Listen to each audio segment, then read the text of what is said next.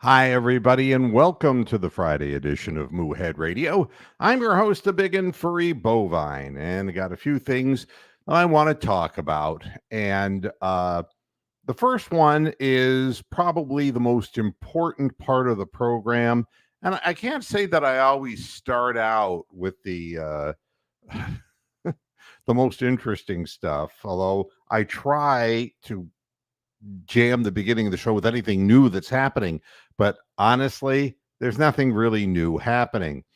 But I did want to address the elephant in the room, which I think is only natural.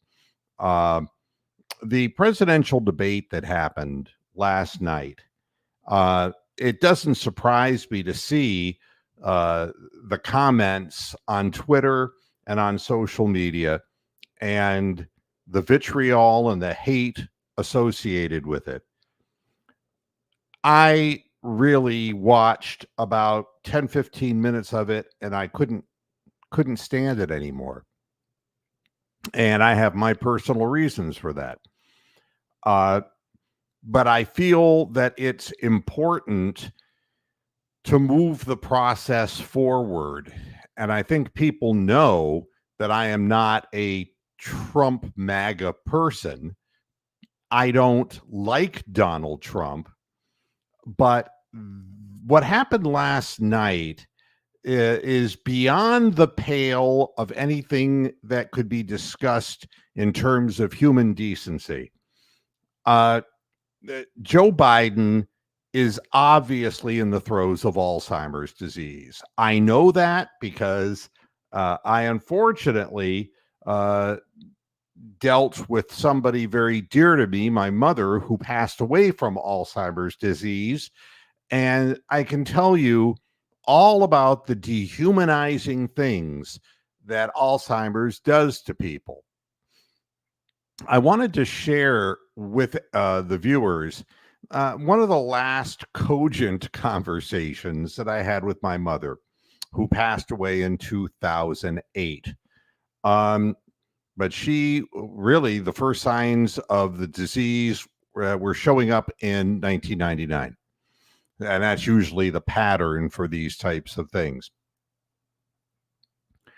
She didn't ever ask for any, uh, for people to feel sorry for her. She's a very proud woman, very educated woman. She was an artist and an art teacher. And uh, I think that every person who has a family member stricken by dementia, honestly, uh, can appreciate the things I'm going to say. If you haven't, you're fortunate, and I hope you never do have to get involved with anything like this because it's a sorrowful thing. But we were in a mall together because my brother was visiting and his family, and my father and my brother and his family went off in the mall to look into a store. And my mom and I were left alone. And here was this woman who brought me up and who honestly wouldn't say shit if she had a mouthful. She was just one of those people who she didn't want anybody to know what she was thinking. Um, and she grabbed my hand, which was unusual for her. And she held my hand and she goes, "Mark, I don't know. I don't know what to do because I feel so useless. And I know what's wrong with me, and I don't know what to do because I can't stop it." And I'll be honest with you, uh, what answer do you have for somebody in that situation who's still cognizant enough to realize what's going on, but is kind of in and out? What do you do? And my answer to her wouldn't make sense to most people, which was rage against the dying of the light. You can look it up and you can see the whole poem if you'd like. But what else can you do but stick it out? 4 years ago, when Joe Biden became president, I'm not sure that he was very good that way, but now the corner has been turned and he's clearly in the throes of Alzheimer's disease.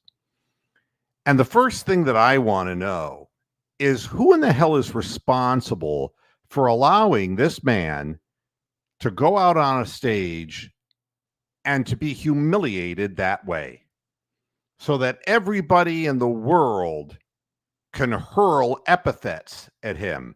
One person really galled me on the internet today with a comment that said, and I'm trying to remember, it was how pathetic Biden was last night. And I thought to myself, pathetic. Pathetic is somebody who is ridiculing and humiliating a person with a debilitating disease. That's what that is. That's what's pathetic. And what's pathetic to me is that the deal that Biden made to become the president of the United States, and make no mistake, there was a deal made because he wasn't even leading any of the Democratic internal polling. And all of a sudden, all of the money from the Democratic National Committee went in Joe Biden's direction to make sure, I think, that Hillary Clinton didn't get involved with the whole thing, but all of the money got thrown that way. And it's like, why? Why him?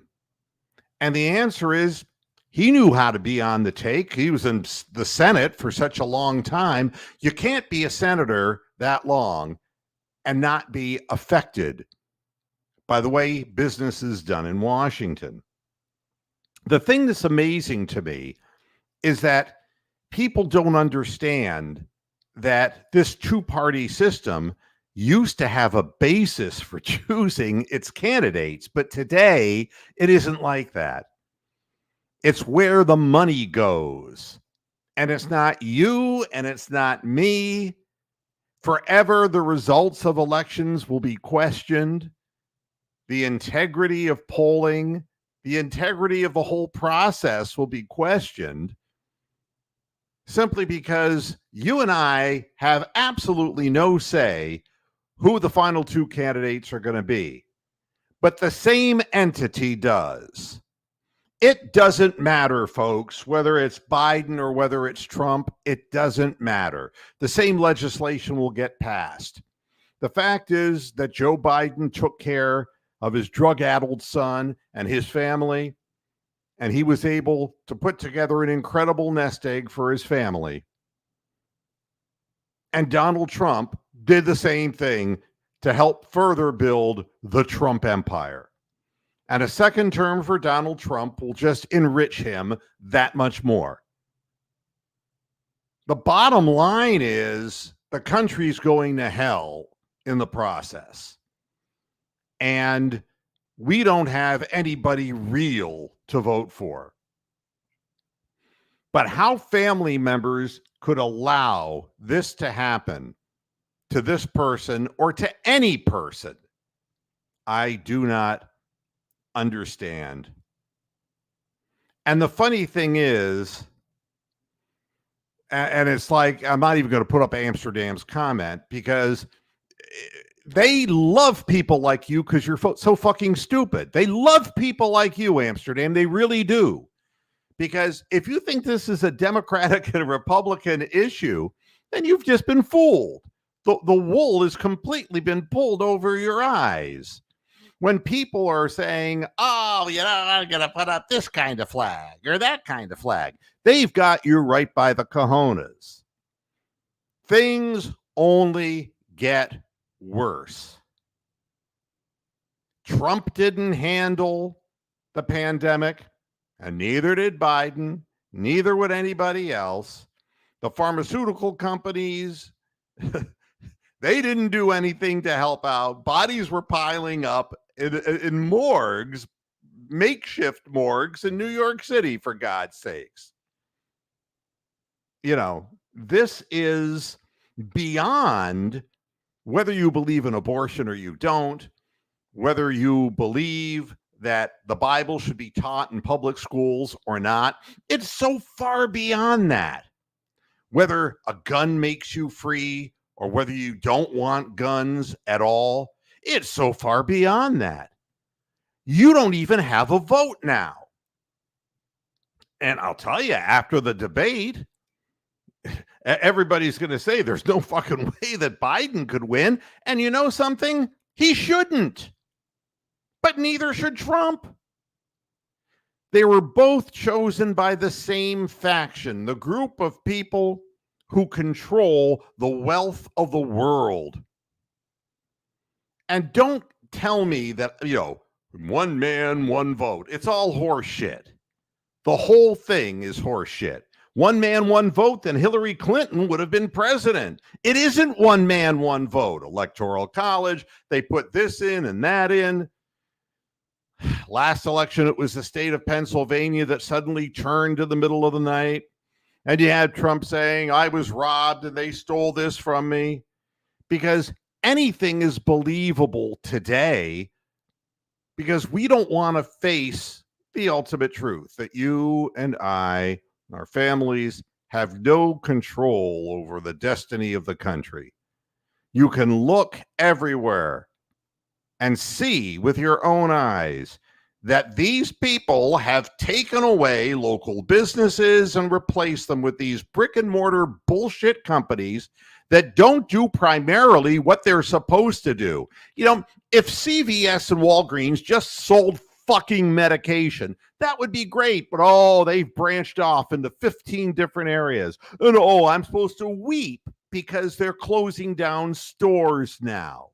Well, they got their foothold in and they built 50,000 of these goddamn things, and nobody needs that many drugstores.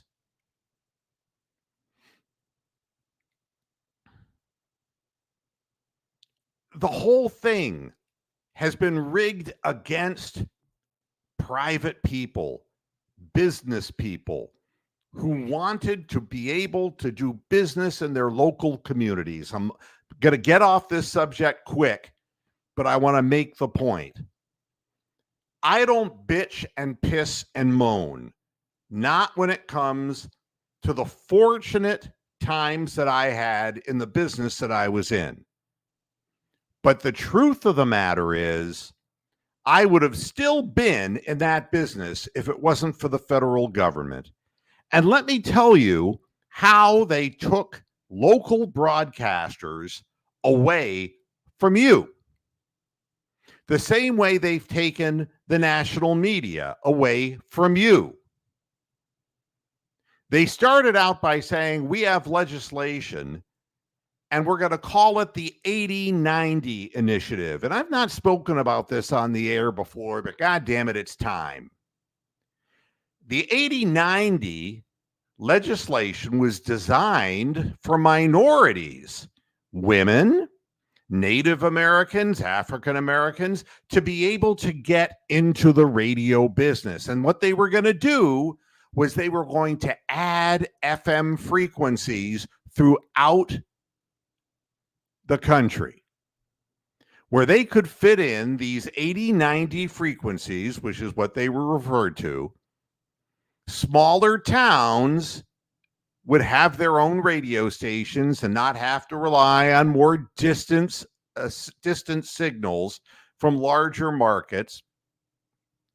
And that would allow local businesses to take advantage of local broadcasting. And that was the lure, that the first priority of people who were going to receive these radio frequencies were going to be minorities. That's how it started. Now I'll tell you how it ended.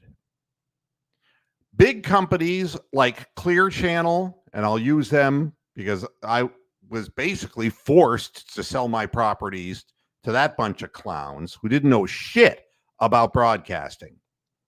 And you won't hear me bitter like this ever again about my experience of broadcasting, because I loved the business, but I hate the fucking government. I hate them. What they did is they said, okay, we're going to find people to front for us. So they found Billy Running Water somewhere on an Indian reservation, somewhere in the West, in the Midwest. And they put him up as being the person who was buying the 80-90 frequency. And they did this all over the country. And they funded and financed them with the understanding that when the time came, hey, they were going to end up buying those frequencies. You wonder how Clear Channel came to own as many things as they did. It started with 80-90 frequencies. Then it became apparent what was going on. When I was in Flint, Michigan, I wanted to play on a level playing field because these large corporations were adding radio stations and I wasn't able to. I did get my hands on a station, an FM station in Owasso, was not an 80-90 frequency. All the new frequencies that the federal government put in, they did not let existing broadcasters like myself get involved with them. They instead allowed the big companies to get in. And they did it by lying, by fronting minority people. So when the time came, I bought 4 FM radio stations in Binghamton, New York, to make sure that nobody was going to step on me. But I had no idea that 2.5 years later, that all hell would break loose and that I had to sell the frequencies, because in New York, all the other marketplaces, Syracuse, Rochester, New York City, Elmira and Corning, Buffalo, you name it, Syracuse, they all were owned by the big corporations. And the person who wanted to, the entity that wanted to buy my properties was Clear Channel. They had so many pieces of paper on their desk. I'm telling you the God honest truth. And I've never told anybody this story before, but it's worth hearing. I said to myself, they're the obvious buyer. And I said to my broker, how come we haven't heard anything from them? Broker said, I don't know. That's really very, very strange. That's right, Grillin' Sports. WMRV. That was one of the FM stations that I owned in Binghamton, New York. Good for you. Named after Merv Griffin, who once owned that radio station, and his wife, who got that radio station in the divorce between Merv Griffin and his wife. So what ends up happening is we get a panicked phone call from Clear Channel saying, oh my God, we apologize. We apologize. And it's like, well, we apologize for what? And they said, we have a letter of intent to purchase these radio stations right now being processed for you. Somebody lost your paperwork on the bottom of their desk. That's how many fucking radio stations they were buying around the country. The lead acquisition person, as incredible as it sounds, had lost and never even seen the listing of our radio station that somebody else in their corporation forwarded to them. It's unbelievable. So thus it came that at the age of 43, I sold my final properties and couldn't get back in to my own industry at 43 years of age. And that's what the federal government wanted.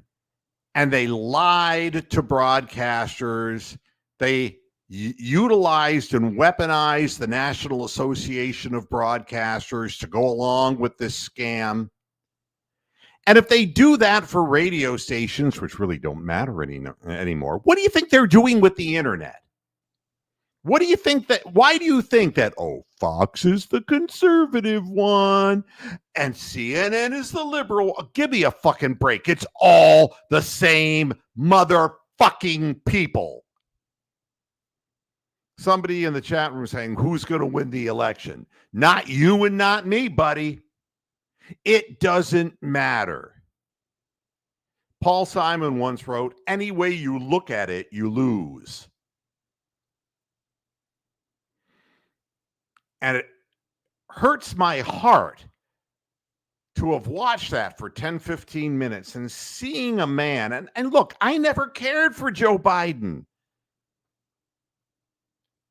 Senator of Delaware, son of Pennsylvania,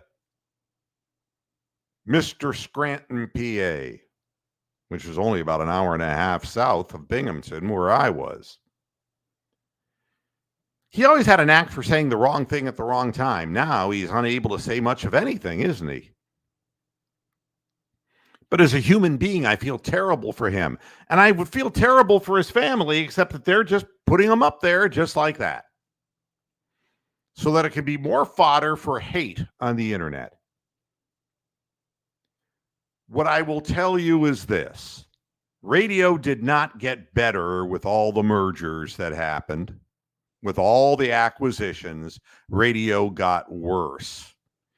When Clear Channel bought my properties, their stock was selling for over $94 a share. That's who bought my radio stations, not Clear Channel. They just used investor money. Just a matter of years later, their stock was down to 33, and you don't want to see it's practically a penny stock now.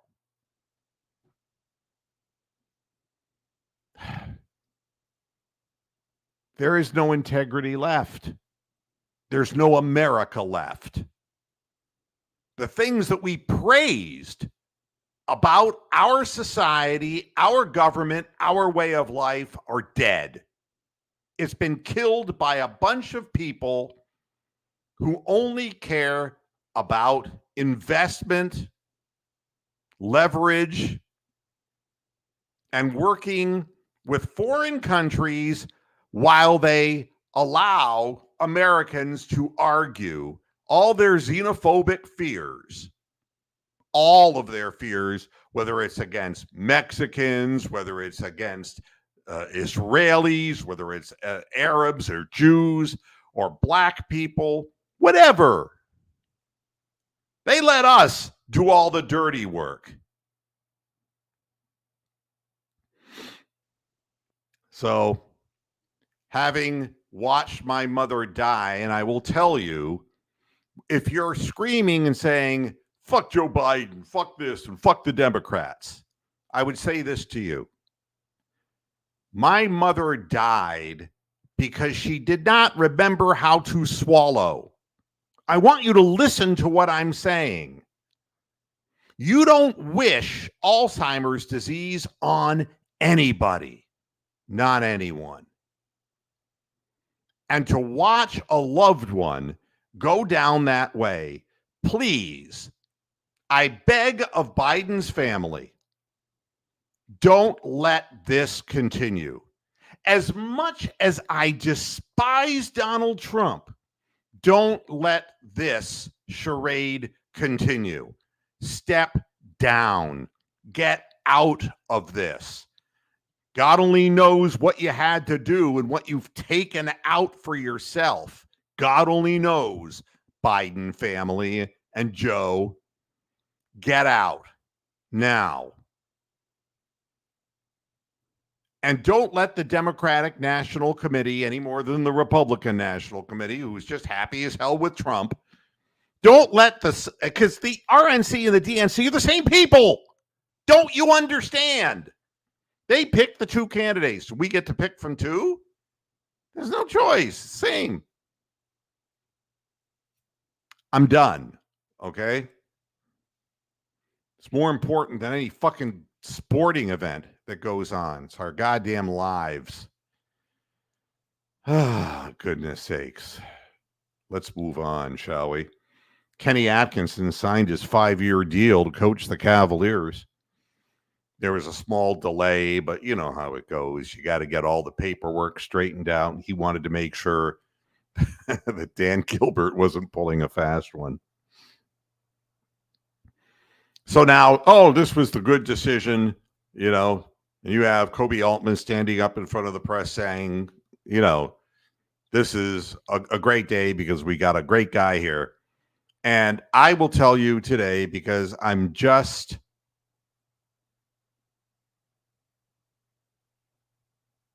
in an I don't give a fuck mood. Kobe Altman didn't even want Kenny Atkinson. Okay? Front office didn't want him. They wanted Borrego. This is not what I think. This is what I know. And I'm tired of the lying. So if Kenny Atkinson doesn't get it done real quick, he'll be gone too. And they got to bring in assistant coaches. And one of them's got to be a strong-armed assistant coach who can take over if Kenny Atkinson turns into Jim Beeline. Because everything so far that Dan Gilbert's decided upon unilaterally has turned to shit as head coach. And yes, it was Dan Gilbert who wanted Kenny Atkinson. And that's the reason that there was such a pause and a delay. They had to go through a second round of interviews, which was a sham because Dan Gilbert would just fire the front office if they didn't go along with it. It's been this way for the Cavaliers since the beginning of Dan Gilbert's ownership. And it doesn't matter if he had a stroke or if he didn't have a stroke. That's the bottom line. He rules that organization. Fair enough. It's his money, and he's invested enough of that money to have that right. But don't lie to me. Don't stand up there and say, oh, what a great guy Kenny Atkinson is. Kenny Atkinson may have been the best possible choice under the circumstances. It's not like I was totally sold on Borrego. Hi, Bronk. How you doing? Not too well. I got a stomach bug, so I'm late. I can't catch it. I got stomach bug, so that's why I was a bit late. So. Oh, I'm sorry. Were you vomiting? No, quite the opposite. Coming out the other end. Oh, well, good. I mean, with the shit I've been spewing the first half hour of the program. I just caught the last 5 minutes, and I thought now would be a good time to join in, and maybe I'll go back and listen to what you were saying. Oh, God only knows. I don't. But I'll make one real quick comment. No, I didn't see the debate. We got our own election over here, and it's all pretty much the same shit. I would say that what's killed America and what's killed Britain and what's killed Western civilization generally is the non-disclosure agreement. If everyone was released from their non-disclosure agreements, everyone would know all of the massive amount of corruption and shit that is going on out in the world. And the reason why people don't know is because fear. There's too much fear out there that lawyers are going to come knock down your house and take you away if you actually tell the truth. The worst thing you can do in this type of environment is be a whistleblower. And when you do that, that's when all hell breaks go along to get along. I mean, look, we can sit here and talk, about what no American president ever talks about anything after he's out of office. I mean, it's just, yes. God forbid you could end up with a bullet in your head. The truth is so crazy, and it's not even what people think as far as conspiracy theories. It's the fact that little by little people can get away with stuff, and it's just a massive, big Golgothan shit mass of corruption, and that's how it all works. Yeah. Well, the good news about Kenny Atkinson, and I can't tell you much about Kenny Atkinson because his abrupt tenure that ended after about 3 seasons with the Nets was prompted by an incompetent Russian buying that franchise and further damaging it in 2020. Yeah, and why was he allowed to buy it? Because of corruption and money. Money talks, bullshit walks. And he comes in and goes, I'm going to make this New York. not New Boosted Jersey squirrel, anymore. yes. I will make it this way. Yeah, and look what he did. He was the only thing that could consistently get the Knicks more national attention. That's what he did by bringing the New Jersey Nets into Brooklyn. And he had his hands on Durant and Irving and couldn't win with them. I mean, unbe-fucking-leavable. So Atkinson was suddenly fired after having to put up with an 18-win season his first year because they had no players. Then he got like, I think 8 more wins, like 26 wins the next year, then 42 the next. Then it was like, bye. Yep. You've done your part, and he's been out of it for all this time. The hope in Cleveland is that the up-tempo that he will bring to the organization might actually make some better use out of some players like Evan Mobley, because it's apparent that JB Bickerstaff had no idea what to do with him. No, I mean, I don't think Evan Mobley knows what to do with Evan Mobley. Well, that may be the case, but we're gonna find out for sure. We're gonna find out for sure, because at this point, when you have Jared Allen and Evan Mobley on the same floor at the same time, you're asking things of Mobley that you didn't work with him in the off season on. And so it's like you weren't committing to making him a 5 because Jared Allen was your 5. Yeah. So you were immediately putting him a little bit out of his comfort zone and saying, okay, you're a 4, but he wasn't really a 4 either. He's not a 4. He's not Shawn Kemp, he's not. Right. He didn't have the strength to be able to cope with some of that, down low action. He's not Charles Barkley. He's never going to be Charles Barkley. Leave him alone. Let him play what he can play. Well, we got to find out what he can do, and when he has an opportunity to do it. I'll tell you something else that, again, while I'm in this mood, I don't care. Who knows what I know at this point? Well, I think there's 8 people watching anyway, so it doesn't make any difference. That's exactly. Right. That's right. And nobody would believe me anyway. The team doesn't want Jared Allen back. The whole team doesn't want him. It isn't just a front office thing. His whole team doesn't want to see his fucking face anymore, because 2 years in a row, he voided this team out of the playoffs. One time because he was just playing like a Nancy boy, and then the next year refusing to play with an injury. Yeah. And just sitting there quietly. Wow. So nobody believes in him. That's all it takes to ruin a team, is one guy that you've counted on before suddenly says, no, I'm not going to do it anymore. I mean, there's all these soccer or football tournaments going on now. There's a big hoo-ha here in England that they've got the 11 best footballers in the country playing for the team, but half of the guys are playing out of position. They're not playing in their right spot, but they had to be picked because they were the superstars, and they barely managed a win against Slovenia and drew with Slovakia or whatever it is. And it's the same damn thing. The coach is afraid of the players. The players are afraid of their social media presence, and no one's playing. And that's how American sports is too.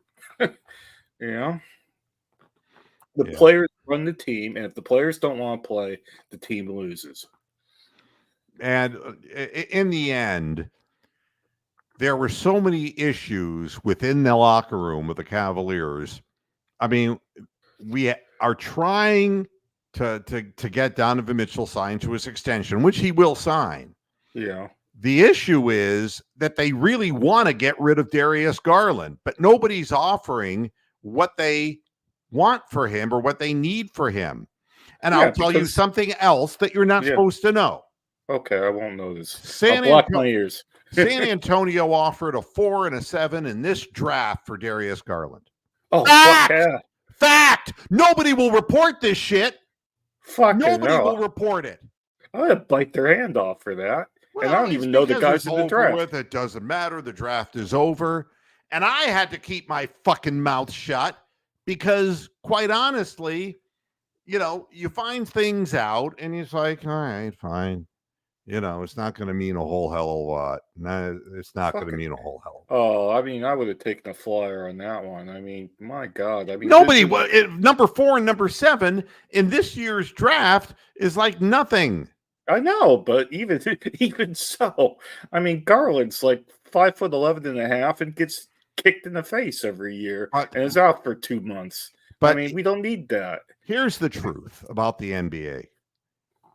There will only be a team or two from the draft who will be able to, through the draft, build their team. Correct. It is so hit and miss today. Yeah. And it's down to 2 fucking rounds. Nobody can play the game at the level when they're coming out of college, because college basketball, which has been ruined by people like Mike Krzyzewski and all of the people through the decades who have just played slow down, I control the college kids kind of tempo, have not prepared them for professional life in the NBA. I'd go further than that. It's the NCAA is probably one of the most corrupt organizations on the entire earth, along with the International Olympic Committee. I mean, that's what it is. How do you expect players to come out of college when they're playing at such a slow pace and playing games in the 50s and 60s? Correct. How do you expect them to be able to learn how to get their shot off on a 24-second clock against press defense when they're used to just pound, pass? I mean, it is ridiculous. Oh, and the shooting, I can't watch March Madness because the shooting is normally like 30% it's terrible. They're terrible games to watch. And in the end, you'll always find that some players that get drafted 12th or 14th will do better than people who were drafted 2nd and 3rd. Yeah, like the Oladipos of the world. The guys that have actual talent will grow and get better, and but yeah, they're somewhere in between 10 and 30, and they'll be the next All-Star in 2 years' time. Yep. And again, trying to build a team that way, forget about it. And the answer is get star players, but there are only so many star players. Yep. And so the Lakers know that the only way they can keep LeBron for sure is by drafting his son, who really doesn't belong in the NBA. But that doesn't matter. He's not good enough for the fucking G League. It's just business. Yeah. It's just business. And that's the whole point of this. Yeah. It's corrupt. It's business. You might as well say it's just corruption. But teams that are low on the totem pole don't raise themselves up real high. The reason I'm bringing all this up is that the Cleveland Cavaliers have a big problem on their hands. Okay. They invested in the Niangs and the Leverts and the people like that. Yeah. To try to, they did get to a point where they were winning 50 games in a season, but they weren't good enough to go beyond the first round or past the second round of the NBA playoffs. And now, what do? Oh, no. You got to sign Donovan Mitchell, and that locks you into that amount of money.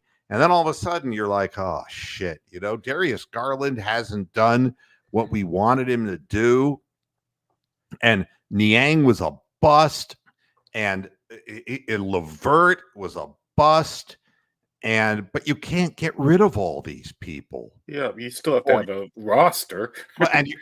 Well, whatever you do, you're going to be trading one problem for another problem, and it's very hard for small, mid-level, non-big destination kind of markets to stay in the winning lane. That reminds me, can I ask a question? The Donovan Mitchell trade, and Markkanen had like a good time after that. I mean, how did those players that the Cavs got away, sent away, do for that trade? I mean, was that because I didn't follow Utah or anything like that. Well, I mean, we know about Markkanen and the other guy who. Yeah, we can't even remember him, can we? The rookie who I forget his Sexton or Sexton was one, and Sexton is what we thought he was. He can score the basketball, but he can't play a lick of defense because he's too small. And the other guy who has a last name that it's foreign last name. Yeah, we can't even remember. I can't remember. And he never turned out to be anything. But again, you put so much of your monetary resources in to that one star player, and Donovan Mitchell's a great basketball player. But you're hoping then, well, we built through the draft. We got Darius Garland, we got Evan Mobley, and we kind of got lucky in the sense that Jared Allen was underperforming, surprise, in New York. And so we get him, and it starts looking okay. But now all of a sudden it's like, Donovan Mitchell doesn't want Darius Garland. Okay, so, I won't say anything. But what can the Cavaliers do at this point? Ogunjobi. Thank you, Johnny. Yeah, we've forgotten about Ogunjobi, didn't we? Yeah, he was supposed to be a good 3-point shooter that never really panned out. Another four-year college player, and we know that 4-year college players, are shit. Well, who is the lefty who came out of Belmont that was just totally injured all the time? God, somebody will know. I don't. He looked like he could be a good athlete, except his legs never. I mean, he was injured all the time. He went to Belmont University, and I'm blanking on his name, but he never amounted to anything. 4-year college players today in the NBA. Jared Windler. Well done. And you look at 4-year players like that, and you say people are coming out after their freshman years, and if you're still hanging around after 4 years in college, it's great. If you got your degree, God bless you. But you're not going to come in and you're not going to make the NBA. Yeah, you're not going to crack the first 6 on a roster ever. Yeah. So what Kenny Atkinson can do for Evan Mobley, I don't know. Evan Mobley's going to have to do some of that for himself. What could you do with Darius Garland if his body is slight and he is half a step slow from being injured and beaten up? I don't know. He's going to get killed. He's going to get absolutely. We're going to watch him on the floor get his head stuck. I don't know. But the thing is, any wrong step that you make just knocks you down. The Cavaliers are not going to have as good a record, I don't believe, this coming year as they did last year or the year before. It'd be very surprising if they did. I mean, it would be like the Guardians, be surprising if the Cavs have a better record next year. I wouldn't rule it out, but I thought the Guardians would be absolute shit. So, yeah. So, and here's some, like an example of this. All right. The Dallas Mavs trade Tim Hardaway to the Pistons for Quentin Grimes. I mean, Hardaway is 32 years old and is due $16.2 million. Now, let me tell you something. Isaac Okoro is looking for $24 million a year. What? $24 million a year. And this is why the Isaac Okoro problem is a problem, because he's neither fish nor fowl. He's not a forward and he's not a guard. Wow. So they're going to have to get rid of him and get nothing for him whatsoever. All right. 24. I mean, already Karis LeVert's making $20 million a year. Karis LeVert. Well, no wonder they don't put out, because they don't have to. Grimes is 24 years of age, and he's due $4.3 million in the final season of his rookie contract. Oh, okay. And so he's going to Dallas, and so and it's like good for him. He can raise his value playing with a good team. Who wants to play for the Pistons, for Christ's sake? Coming off an 18-win season. Who wants to play for that organization? And so the whole trade was made so that the Mavericks would be able to use part of the $12.9 million non-taxpayer mid-level exception. You have to be an accountant to understand this shit. Oh, even accountants don't understand this shit. It's all computer generated nowadays. Yeah, it's absolutely, and then this absolutely blows my mind.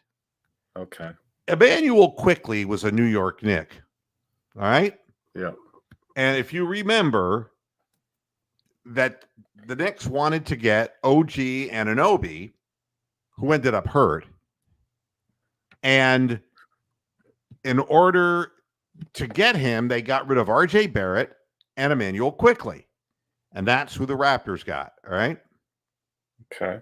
Well, we know that Anunoby going elsewhere. And for everybody who says, well, now the Knicks are going to be this, and this because they got this guy, you don't understand. Tom Thibodeau will destroy the tissue of every player by overplaying them in New York, just like J.B. Bickerstaff did. Tom Thibodeau is a career wrecker. All right? Yeah. Great news for Immanuel Quickley, who never started a game for Tom Thibodeau. All right? A team that was as frustrated as the Cavaliers in their inability to get further into the playoffs. He ends up going to Toronto, started all 38 games, averaged 18.6 a game, almost 5 rebounds and 7 assists. Wow. But here's the deal.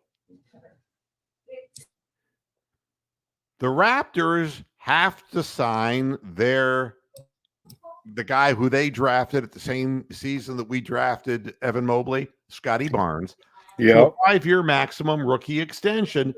And they're saying that Scotty Barnes could be worth as much as $270 million. Oh my God. All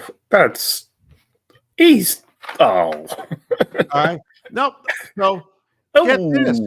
So here's Immanuel Quickley, and he's in Toronto, and he intends to sign a 5-year, $175 million contract, and that's a guy who in his whole career never started a game. Never started a fucking game. And now he's worth $175 million.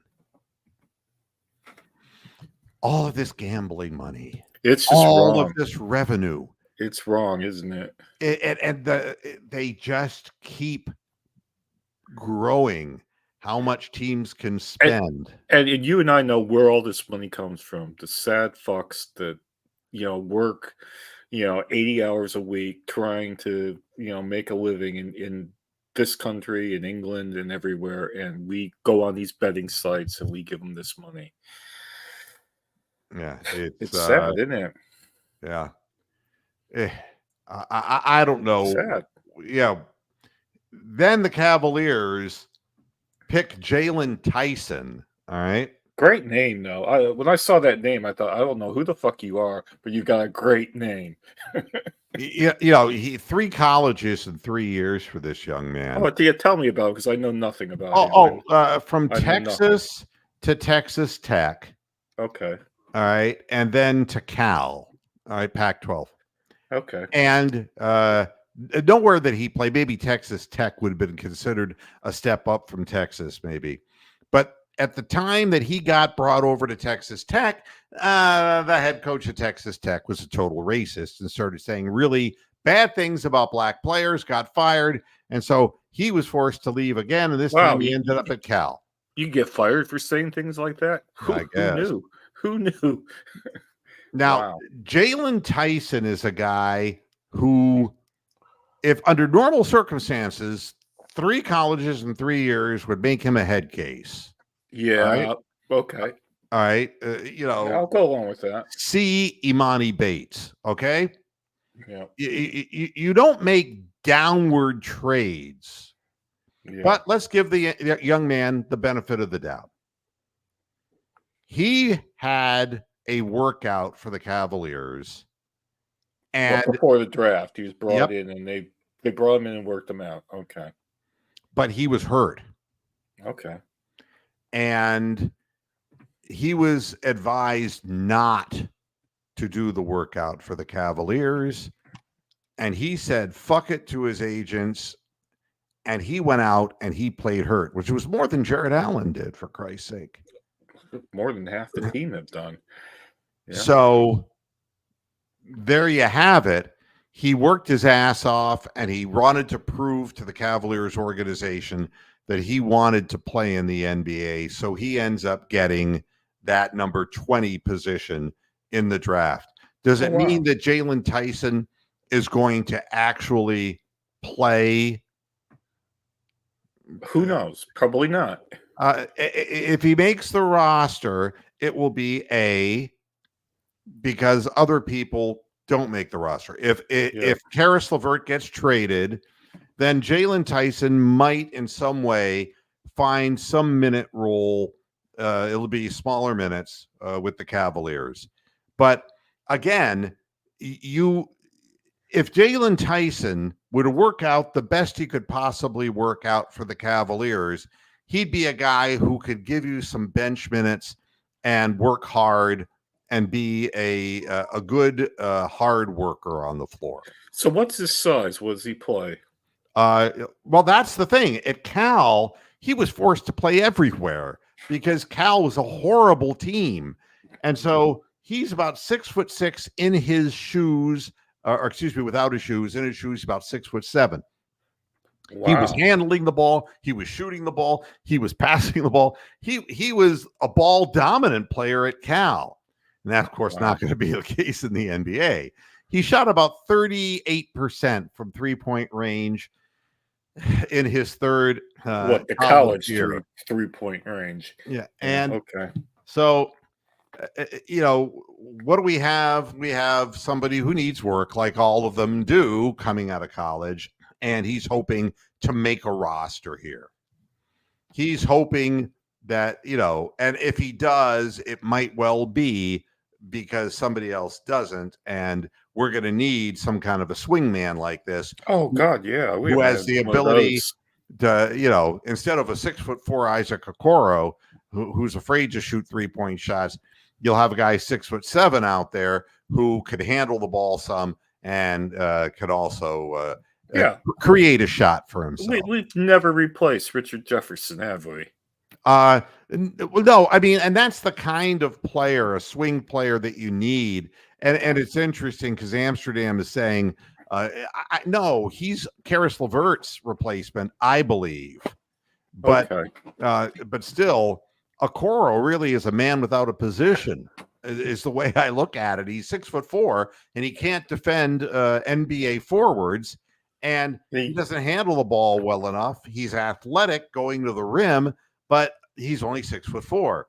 And now going up and down the floor, he can be good in transition, but so is Cedi Osman. And you saw where that. Yep, Cedi Osman.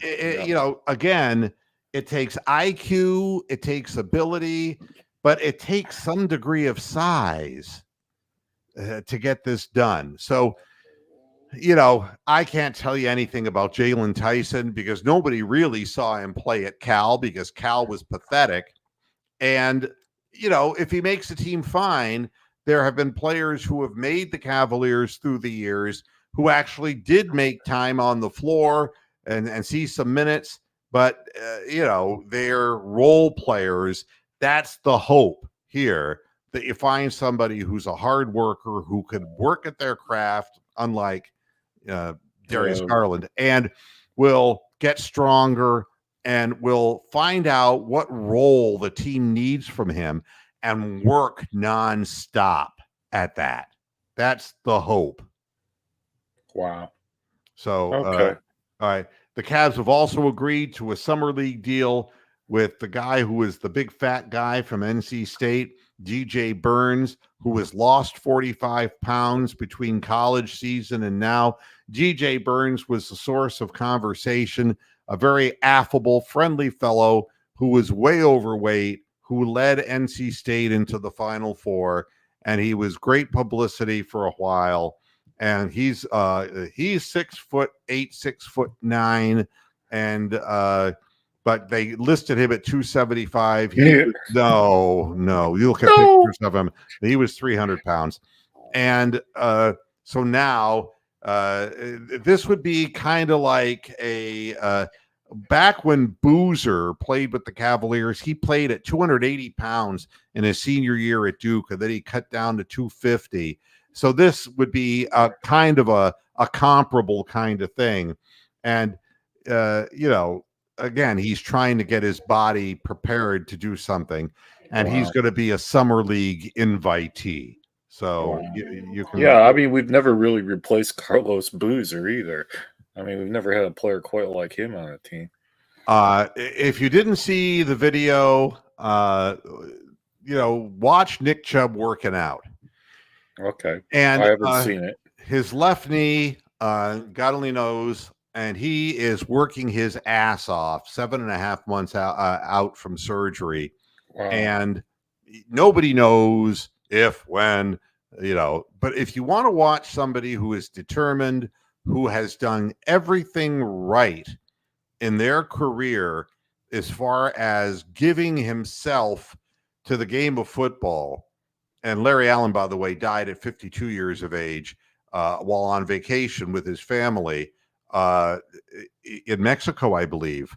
Hall of Famer, former Dallas Cowboy, 52 years old. So again, we talk about this all the time, but the life expectancy of 57 years of age is alive and kicking, or dead and kicking. That means a lot of people die before they get to 57 to make up the average of the That's right.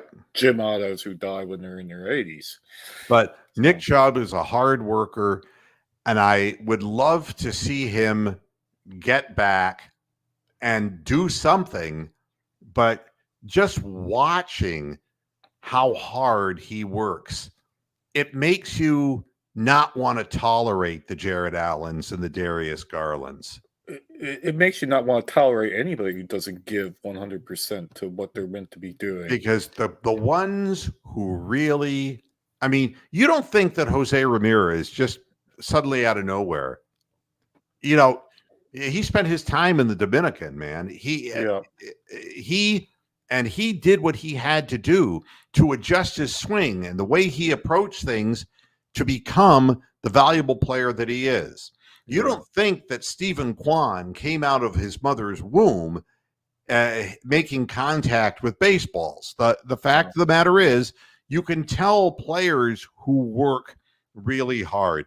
Kobe Bryant worked his ass off to end up with the kind of offensive game that he that he possessed. LeBron James has worked his ass off. Yeah.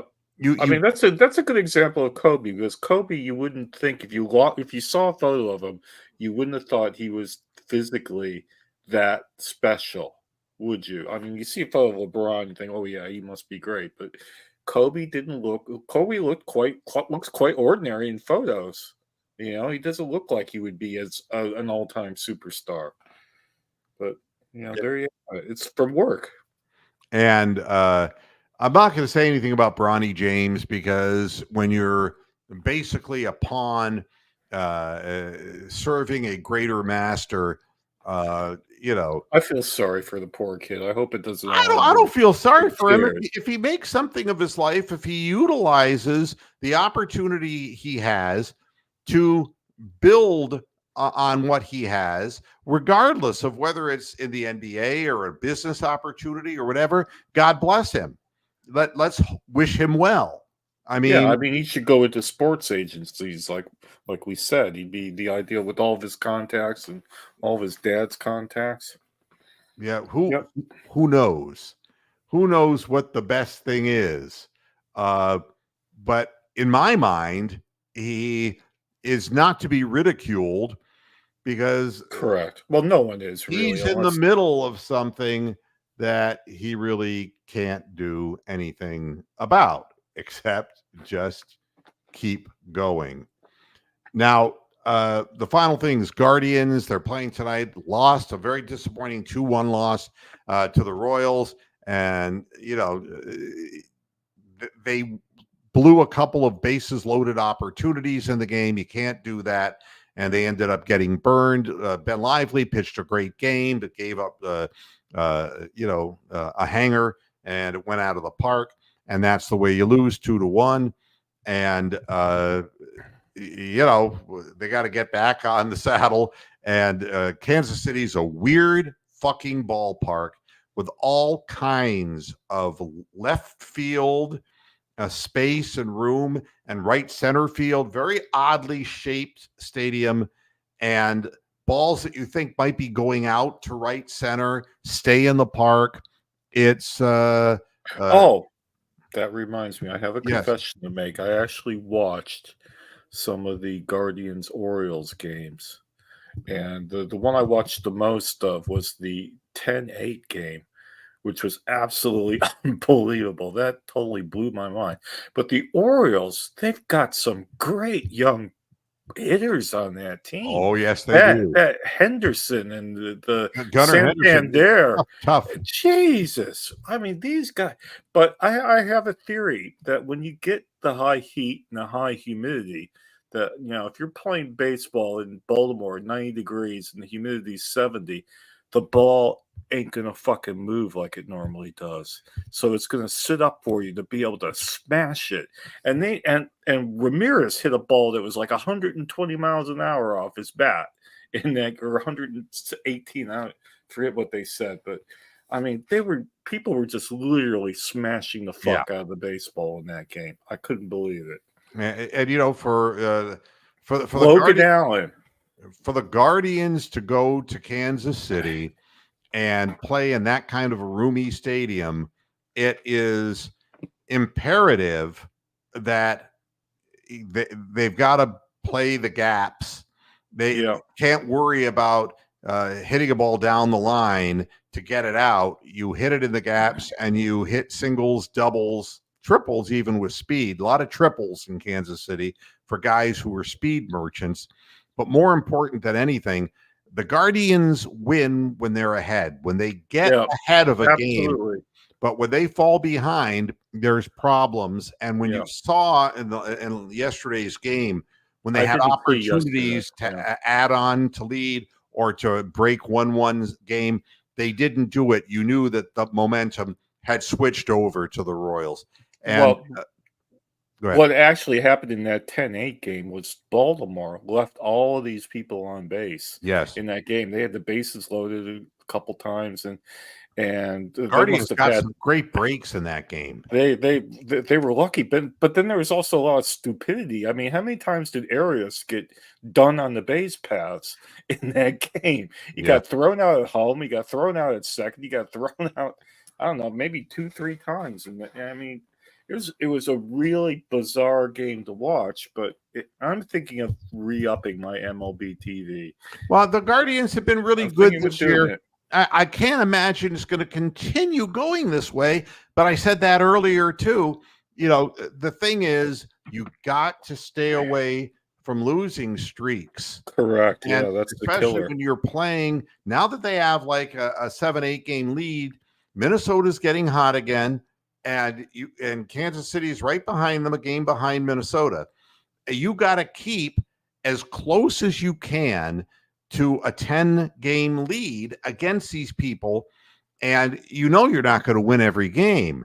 But when you play these teams in your division, you have to, on the road, you got to salvage splits and win at home. Oh, God, yeah. That's the game. So we'll see what happens tonight. We'll see. Yeah, the other thing that confused me was how many fucking Logan Allens are there out in the world? Because it's been a while since I had MLB TV, and I swear to God, that's not the same Logan Allen that I remember the Indians having.